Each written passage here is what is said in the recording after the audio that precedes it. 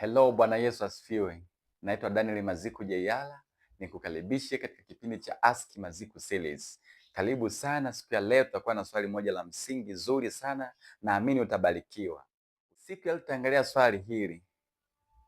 Siku ya leo tutaangalia namna ya kusoma Biblia. Namna ya kusoma na kuelewa Biblia. Usiondoke kwanza. Najua unafikiria ni kitu ordinary, yani kitu cha kawaida sana. No. Nataka nikufundishe kitu kizuri, how to study your Bible, namna ya kusoma na kulielewa neno la Mungu. Pengine utakuwa una utaratibu wako ambao unautumia kusoma Biblia. Pengine utakuwa na njia ambayo unafikiria maybe ni bora sana kwa vile ambavyo unasoma Biblia yako, lakini nataka nikufundishe njia sahihi na bora sana kulielewa neno la Mungu. Usiache kufuatilia. Karibu sana, tuende kuiangalia hili. Tutasoma katika kitabu cha Yoshua ile sura ya kwanza mstari wa 8. Kitabu cha Yoshua sura ya kwanza mstari wa 8. Neno la Mungu linasema kwamba kitabu hiki cha Torati kisiondoke kinywani mwako, bali yatafakari maneno yake mchana na usiku, upate kuangalia kutenda sawasawa na maneno yote yaliyoandikwa humo, maana ndipo utakapostawi sana. This is the golden rule. Yaani hii ni sheria bora sana ambayo ukiishi utafanikiwa sana katika maisha yako, sio tu katika kujua maandiko, lakini pia hata katika kila nyanja ya maisha yako utapata mafanikio, kwa sababu utakuwa umeigundua hii sheria, utakuwa umeishi hii kanuni ambayo Mungu anatuagiza. Kwenye kusoma neno la Mungu, kwenye kusoma Biblia ni kitu ambacho we need to take it serious, kwa sababu kuna watu wanakuwa wanasoma kama story, na of course the Bible unaweza ukaisoma kama story na isikusaidie chochote kile. Ndio maana mtu anaweza akasoma vitabu vingi sana, thousands of book, alafu na akasoma na Biblia lakini bado asielewe, akaendelea kuisoma tu kama story. Sitishii na watu ambao wanasoma vitabu vingi sana, lakini mimi natishiwa na yule mtu ambaye anakuwa ana Biblia, amekaa chini na Biblia, ana notebook na kalamu yake tayari kwa ajili ya kujifunza Biblia. Huyu ndio mtu tishio zaidi kwangu. Kwa nachotaka kusema ni kwamba usomaji wa Biblia utadetermine mafanikio yako. Usomaji wako wa Biblia utadetermine namna ambavyo utahusiana na Mungu wako. Vile ambavyo unaisoma Biblia, hiyo ndio itayoamua namna ambavyo utaishi katika maisha yako ya Kristo. Pengine utakuwa ushafundishwa njia nyingi, Sunday schools, katika ibada hivyo na seminars, ya kwamba the best way to study the Bible ni hii na hii, but I want to teach you something unique today. It's not that unique kwamba ni kitu kipya. No. Hamna kitu kipya chini ya jua. You see? Kila kitu kipo documented kwenye neno la Mungu. Tunajaribu kufanya, tuna rearrange, tunatengeneza patterns ambazo mtu akizitumia zile pattern anakuwa kwa namna mpya, anapata kubarikiwa. Kwa hiyo katika kusoma Biblia kuna aina mbili. Mtu anaweza akasoma Biblia, we call it Bible reading. Anasoma kupitia, yani just like a story. Anasoma kwa ajili ya kukumbuka, kwamba anapitia chapter by chapter, anasoma kila ukurasa kwa ajili kama ya kukumbuka tu, kwamba ili akija kulifaa baadaye anakumbuka sura fulani alisoma kitu fulani. This is Bible reading. Lakini kuna Bible study. Hii ni tofauti na kusoma. Ni tofauti na Bible reading, kwa sababu Bible study mtu anawekeza muda wake, sio tu kupitia zile chapters. No, anakuwa na take time kwenye kila verse, kwenye kila mstari wa Biblia, anatulia pale kuweza kuzama ndani zaidi. This is Bible study. Na unfortunately wengi wetu kwa sababu ya ratiba na mizunguko ya hapa na pale, wengi tunaishia kuwa na Bible reading. Wengi tunaishia tu kupitia kwamba leo amefungua Biblia anasoma tu mstari fulani wa Biblia, akisha kalili anaacha. Lakini Biblia ni zaidi ya hapo. Biblia ni zaidi ya kukalili mistari kwenye kichwa chako. Biblia ni zaidi ya kukalili mpangilio wa vitabu vyote, namna ambavyo wameandika huko ndani zile stori zote na nini na kila kitu, ni zaidi ya hapo. Kwa Biblia ni kitu ambacho inabidi uende kwa upande wa pili zaidi. Ukiachana na Bible reading, you need to experience what we call Bible study. Katika Bible study ni kwamba mtu anatenga muda wake dhabiti na anakuwa na discipline katika hilo, kwamba maybe kwa siku anakuwa anatenga muda wake wa lisali moja, ya kwamba huu ni muda wa mimi ku study the Bible, not to read it. Ku study, kwa sababu Bible reading inatupa ile general overview. Mtu anapokuwa ana read, natumia Kiingereza kwa sababu nashindwa kupata lugha nzuri ya kutofautisha reading na studying. Kwa hiyo inabidi twende hivyo hivyo. Kwa mtu anavyokuwa ana read the Bible, huyu anakuwa anapata tu ile general understand, yani ile awareness tu, kwamba anakuwa anaelewa kwamba chapter fulani wanasema hivi, au kukariri kabisa mistari ya Biblia iko hivi na hivi. Lakini ukija kwenye Bible study ni kitu difference ambayo tutaenda kukichimba hapa. Kwa hiyo tunashauri mtu anavyokuwa unasoma Biblia, categorize katika makundi mawili.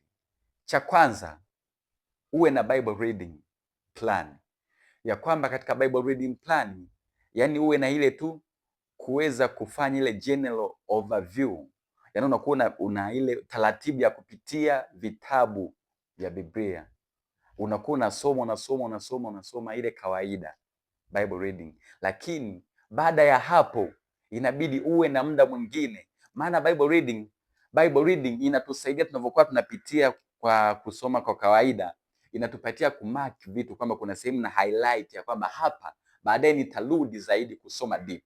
That is the advantage ya nini, ya Bible reading, ya kwamba kupitia Bible reading una get, yani kujua vitu, lakini unapata sehemu ambapo uta highlight kwa ajili ya kuja kuchimba zaidi, ambapo ndo tunaita Bible study.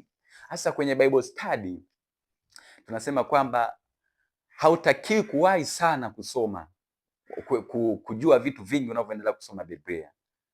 Take time. Ndio maana langu nimesema kwamba tafakari neno lake mchana na usiku.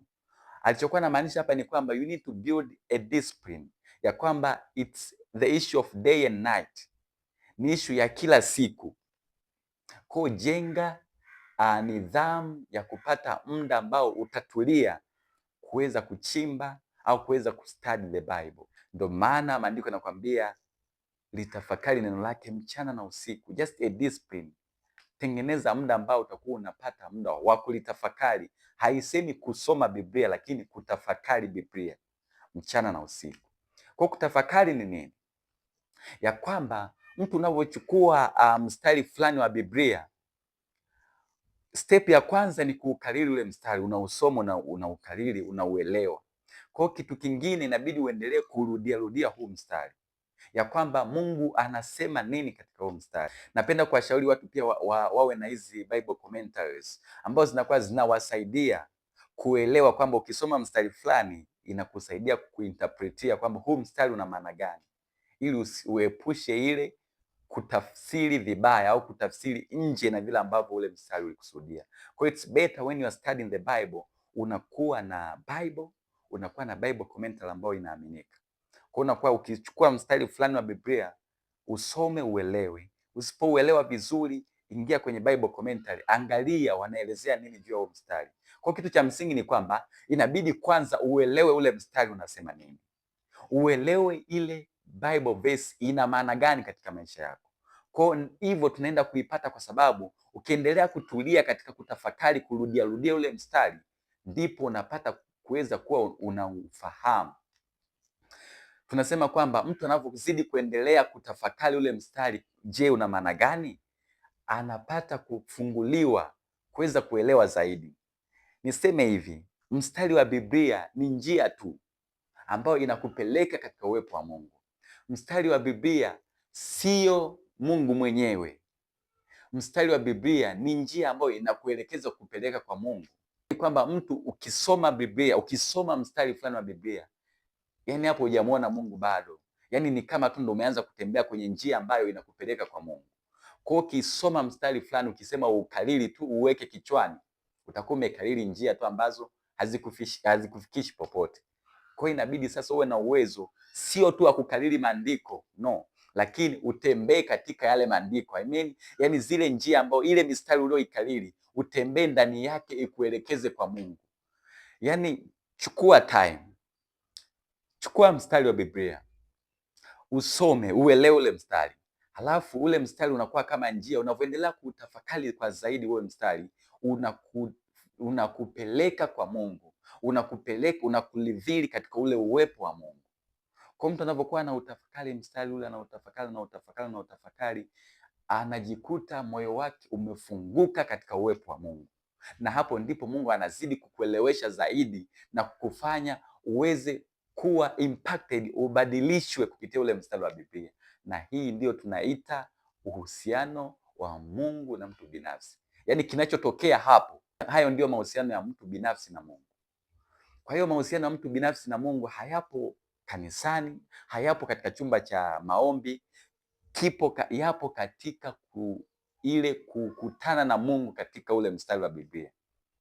Kwa mtu anavyokuwa na amedevote muda wake kutafakari, kulirudia lile neno kupitia Bible commentaries zina maana gani, halafu anarudi tena kutafakari ule mstari, anapitia hapa ina maana gani Kigiriki, maybe anakuja kurudi kwenye mstari wake, anazidi kutafakari kwenye akili yake.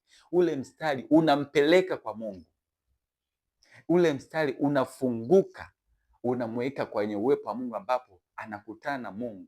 Na ukikutana na Mungu, guess what? Unakuwa na ile inner transformation ya kwamba Mungu anakubadilisha moyo wako kulingana na ule mstari, unapata kubadilishwa na kufanywa upya. So don't get me wrong, kusoma Biblia, I mean studying the Bible, ni kitu ambacho kina take time, ni kitu ambacho kinahitaji discipline, kwa sababu mtu anaweza akaishia tu kukariri mstari wa Biblia lakini asiweze kutafakari kufikia uwepo wa Mungu. Lakini unahitaji kubuild discipline, unahitaji kubuild consistency katika kusoma mstari, lakini hauishi katika kusoma mstari, uendelee kutafakari ule mstari. Ule mstari unakuwa ni njia, you are on the highway. Ule mstari unakutake on the road, yani nakuchukua kwenye barabara kupeleka kwa Mungu. Kwa usiishie kwenye mstari na kusisitiza, maana kuna watu wanakariri sana mistari ya Biblia, haisaidii. Yani kama haumuoni Mungu katika ule mstari, haisaidii. Even if you claim all Bible verses in the Bible, yani hata kama ukisema ukariri mistari yote, lakini kama haikufikishi popote ile mistari, Yehova. Kwa tujitahidi sana, ile mistari ni njia ambazo zinatubeba kwenye uwepo wa Mungu. Na ukiwa na hii consistency ya kwamba ukishasoma mstari unautafakari, ule mstari unakuchukua kukuweka kwenye uwepo wa Mungu, ambapo ukikutana na Mungu ndipo utabadilishwa na kuweza kuexperience what I call the fellowship with God. Na huu ndio uhusiano ambao inabidi kila Mkristo aupate on daily basis. Ndio maana maandiko yanasema litafakari neno langu mchana na usiku. It's something of, yani ni discipline ya kila siku, ya kwamba inabidi uwe na muda, maybe 1 hour 2 hours, ukikaa pass through the scriptures. Hizo scriptures zikupeleke kwenye uwepo wa Mungu, ambapo ukakutane naye, ukahusiane na Mungu wako. That's all. Yani ukahusiane na Mungu wako kupitia ule mstari wa Biblia. Hivyo ndivyo inavyotakiwa isome Biblia yako. Kwa kukutana na Mungu, kuwa na mahusiano na Mungu, sio kwenda kanisani, sio kuomba, wala sio kuhusiana na wapendwa.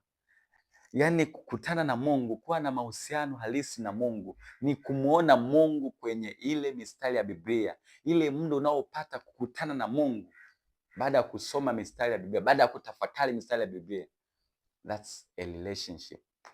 Kwa hiyo tujitahidi katika usomaji wetu, tusiishie kukariri, tusiishie kwenye andiko, lakini ile andiko litupeleke kwa Mungu. Mungu akubariki sana.